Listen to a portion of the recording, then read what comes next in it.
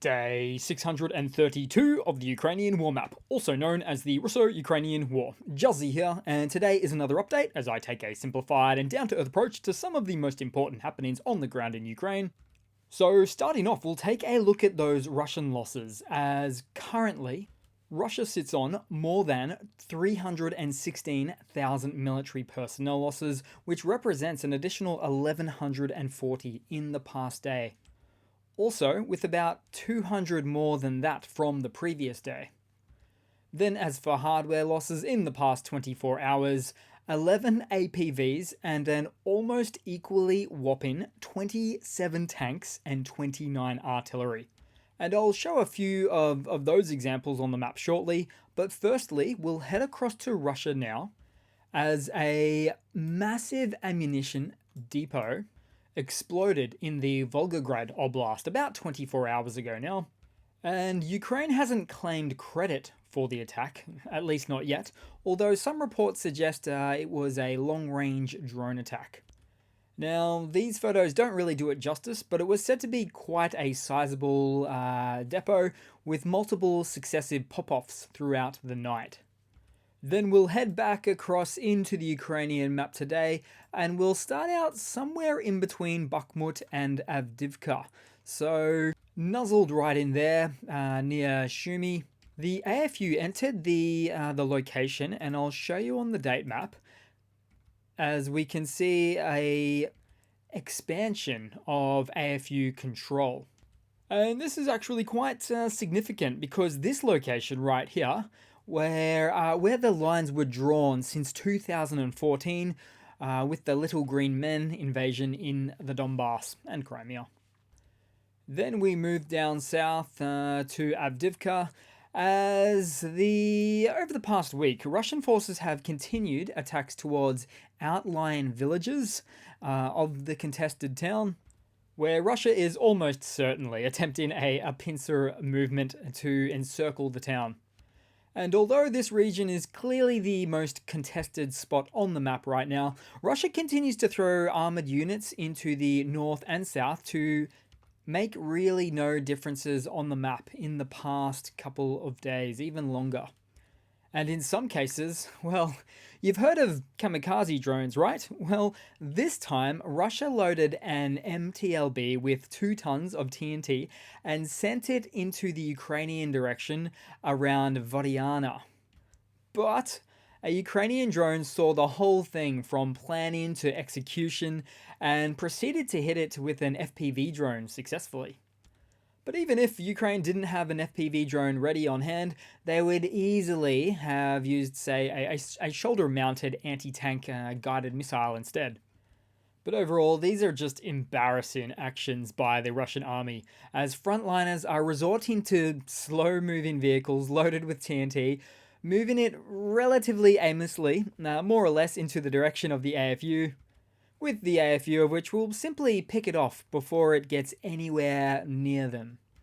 Now, Russia also did this unsuccessfully a few months back as well with a T-55 tank, which means I'm guessing Russia is dealing with some very poor vehicle mechanics, but with vehicles that are in good enough condition to drive straight forward, stuffed with TNT. What a joke. And if you're super interested to see that video that might be considered a bit too spicy for this platform, you can go ahead and check it out on my Patreon. But never join just for a single video. Instead, do it if you're just willing to support me ongoing. Then, also in this region, Russians have picked up a new tool of the trade on the front lines. Getting naked. Yep, that's right.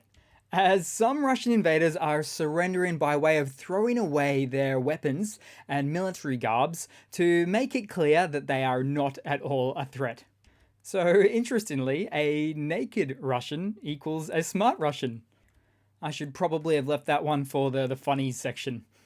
Then, moving on, and I promised you I'd show you some more imagery from the daily loss update, quite a bit, so I won't go through all of them, but starting off, here we have a completely obliterated Mr. S self-propelled howitzer, as something Ukrainian made a visit to this one. Then also in the region is a Russian tank trying to break through, but presumably ran over an anti-tank mine. In this instance, a perfect trap. But Russian generals don't care. They send more attack waves, which is a nightmare for every Russian soldier. Then, also in and around the region, Ukrainian drone scouts have been locating some Russian dugouts near Avdiivka and tidying those up as well with drone dropped munitions. Also, the AFU drone patrol found this abandoned logistics truck packed with lots of goodies, as you can see there, and also with logs for the trench dugouts. But the drone proceeded to make real easy work of this one as well. But hey, not all was lost, as the AFU got a BTR-D, Armoured Personnel Carrier Vehicle, so a trophy somewhere on the front. Then we'll head across to Kherson. So this is where Ukrainian troops are attempting to push Russian troops about 3 to 8 kilometers from the Dnipro River, all along the south bank of Kherson. Now, that might sound quite specific, but it's actually exactly what the Speaker of the Southern Operation Command of Ukraine said in the last day. And so 3 to 8 kilometers is, in fact, precisely within the range of where the highway running parallel to the river on the south is at various points. So it's likely that Ukrainian Southern Command is looking to push Russian forces all the way back to the highway, in other words. Then, speaking of incidents at the highway, Russian soldiers themselves put on display the loss of a BM-27 Uragan. Then, also, Russians share how Ukrainians struck their equipment on the occupied left bank, so this is really the south bank of the Dnipro River. Also in this region, a 1960s era Russian D-30 122mm towed artillery piece was left and destroyed on the south bank there as well. Then also, a Ukrainian FPV drone flew into a poorly hidden Russian tank near to Krinky. Then also on top of that, believed to be in this region as well, a Russian Borisoglepsk 2 electronic warfare system was destroyed, of which the whole 5+ multi-vehicle complex setup is collectively worth about $200 million. And US dollars, that is, and that is a conservative estimate. It could be anywhere upwards of 300 to 350 million. And they're meant to be some of the most sophisticated, really the best of what Russia has got in terms of electronic warfare systems and capabilities that can be, well, theoretically used to jam communications and GPS signals. But not on this day, my friend. Then zooming out, because according to the Ukrainian Minister of Energy in this region, so generally speaking, it appears for the map that Russia is waiting for below zero temperatures in Ukraine before it will continue its large or launch attacks on civilian energy infrastructure throughout the country, at least as stated by, as I've said, the Minister of Energy in Ukraine. But it does remain to be seen if Russia is stockpiling sufficient amounts of missiles for this winter time. And although I'm sure we'll see some, I'm certainly quite skeptical, because 12 months ago, Russia blew almost its entire load of multiple decades worth of missile stockpiling, which, as we then saw, led them down the path of relying on third-party countries for slower and lower yield drones like that of the Shahed drones. For example, pick a day at random, just yesterday, Russia fired lots of drones, the Shahed drones, that were then intercepted, but only one missile. And this is in fact quite common. Something like this happened just even more recently today. Plus, many analysts have been suggesting that it will take at least 10 to 15 years for Russia to rebuild its pre-February 2022 missile stockpiles. In other words, Russia is very likely to have multiples on multiples less of missiles directed at Ukrainian civilian infrastructure this year, whereas, meanwhile, at the same time, Ukraine and its air defense system this year around is going to be so much more capable than it was last year. Then we'll move across to some news for today. So we'll start out with some hardware news again, but this one's a little bit of a change of pace because I just find myself constantly impressed by the high speed of the FPV drones that Ukraine is using. As from a couple of recent videos, we see a Russian Buhanka Scooby-Doo van racing with a Ukrainian FPV drone. Now, we don't see the end of this footage due to the drone reaching the terminal phase of its life without a reconnaissance drone to see what happened, but hey, use your imagination.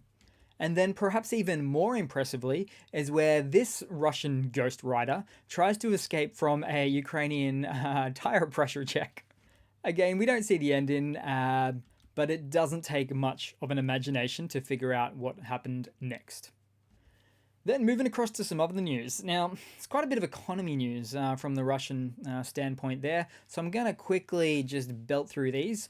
So starting off, the Russian tax authority has stated that there is a tsunami of bankruptcies up until June this year, as 69,000 businesses were already gone, and another 150,000 are on their way to defaulting as well. And so the domino effect begins.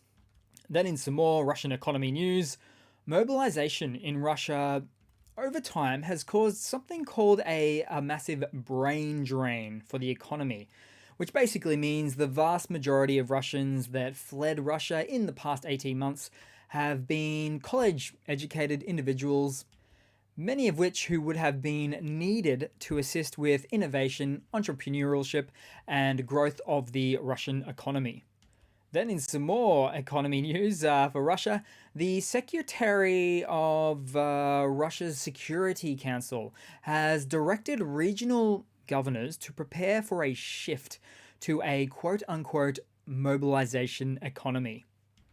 Now, this involves regional leaders and federal authorities creating plans to mobilize the economy with a focus on personnel responsibility for this task. In other words, this suggests that Russians may soon face extensive, uncompensated work hours. And then for news in a similar vein, Russian workers at one of Russia's largest shipyards went on strike as they went to put on their helmets and their overalls, demanding management explain why they got a pay cut. Wow, pay cuts during the most inflationary period of the Russian Federation's 30-plus year history. So if this is how they feel before a mobilized economy, imagine what it will be like after. As revolutions can indeed start when the poor just get poorer and have had enough. So I wonder what Russians' tolerance is to economic pain. And judging by this footage, not high. Actually, there's a recent Russian joke, about 2 or 3 years old now. So keep that in mind. And it sort of goes like, the TV and the refrigerator were laughing about how well the Russian economy is doing. The TV says it's great, while the refrigerator is empty. Russian humor, I suppose. Then in some other news, former British PM David Cameron, on his first visit to Ukraine as Foreign Secretary of the UK, came to greet and speak with President Zelensky, where David Cameron reaffirmed moral, diplomatic, economic, but above all, military support for Ukraine for however long it takes. Then in some more news, Russia has been in a demographic crisis which the Ukrainian war or their invasion of Ukraine has exacerbated enormously. But elements of the Russian government have a solution. Stop women from receiving higher education and turn them into baby makers, which would actually create a higher burden on the economy to move any given half of your population from working, pursuing education and a career to being a stay-at-home mom. Then moving across to another Russian military mobilization blunder segment, really just a quick one today, but the reason for this is there are more and more stories coming out about how wounded Russian soldiers are not getting the functional prosthetics that they were promised, for an arm or a leg. Now, I don't have the image for this particular story, but here's a previous Russian example. metal stick with a plastic tip, which looks like it's designed to do one thing and one thing alone: hold a cigarette. And hey, since I'm at it, as for a shameless self-plug, if you like my content, how's about sending me a like? Then as for a second and final funny for the day to round off the video, so here we go. Russian officials recently stated that Russian aircraft have seen a quote-unquote massive surge in global demand. But does it really count as global demand when you're scrambling to buy back your own aircraft, such as the Ka-52s and their engines that you sold to other nations in prior years? I think not. In fact, Russia has been caught using its export variants of various, say, helicopters and other vehicles to help do whatever it can to sustain its war efforts in Ukraine, all in the meanwhile destroying their military export economy in the process. Add to that, Russia is about to lose its spot as the second largest military exporter soon, if not already, to France. True story. And given how the global audience sees how poorly Russian equipment is performing in Ukraine, it's not really surprising, is it? So that's it for today, guys. Thanks again for watching. Please leave a comment, like I've said there a moment ago. Subscribe if not already. I'm almost hit that 100k mark of subs still. And yeah, do hope to see all of you guys there in the next one. Cheers.